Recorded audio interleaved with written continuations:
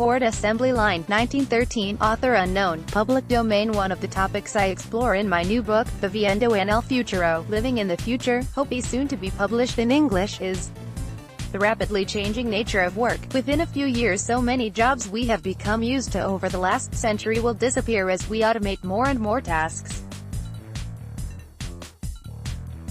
Take supermarket cashiers. They will soon join the ranks of workers no longer needed on assembly lines such as the one above from a 1913 Ford plant, the prototype of dehumanizing and alienating work requiring a person to repeat the same operation hour after hour.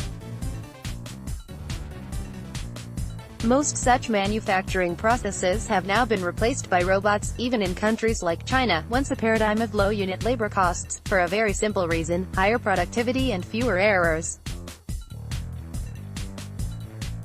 Automation has not always been linear or straightforward and has frequently encountered problems, but once we began down this path there was no turning back. The process may have begun with low-skilled tasks, but anything that falls into the category of dull, dirty, dangerous and dear, along with a growing number of other jobs, are being replaced with machines.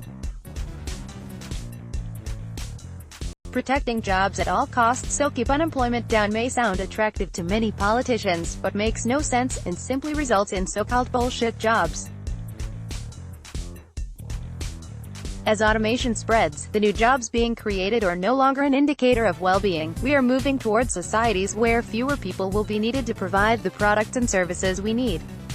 The number of people in employment is no longer the correct metric by which to measure an economy. This is a problem that must be solved. Protecting jobs at the expense of delaying the adoption of certain technologies is a losing game.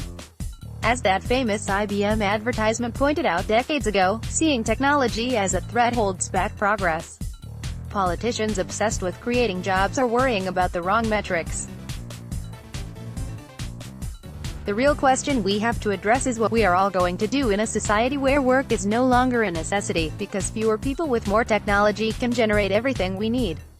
If we want to prevent growing numbers of us from falling into poverty, with the social pressures this will likely lead to, while at the same time fulfilling our collective potential, then we will have to accept providing unconditional basic income, allowing more of us the opportunity to think about what kind of work we want to do, whether it's providing a paid service or volunteering.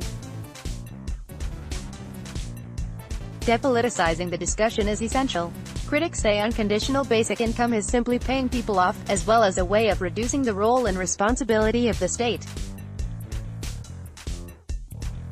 But the evidence in countless trials around the world show that meeting people's basic needs leads to positive outcomes.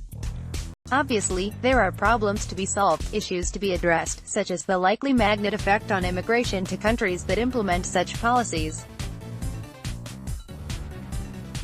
But these are issues that can be overcome.